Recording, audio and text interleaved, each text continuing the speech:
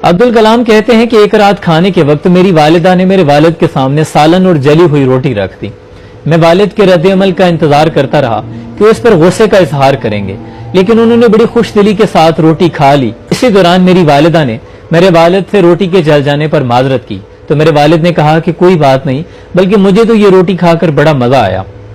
उस रात जब मैं अपने वालिद को शब खैर कहने के लिए उनके कमरे में गया तो मुझे रहा नहीं गया, मैंने पूछ ही लिया कि क्या आपको रोटी खाकर वाकई मजा आया था।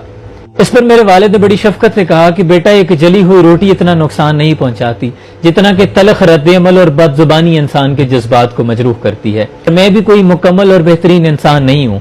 मैं तो ये समझता हूँ कि हमारे इर्द गिर्द लोगों से भी गलती हो सकती है, इसलिए उनकी गलतियों को दरगुजर करना और रिश्तों को बखूबी निभाना, आला ज़र्फी का मुजाहरा करना इन रिश्तों को जोड़े रखने का सबब बनता है। इसलिए अगर आप भी चाहते हैं कि हमारे रिश्ते हमसे जुड़े रहें और ये बरकरार रहें, तो छोटी छोटी बातों को नजरअंदाज करना सीखिए।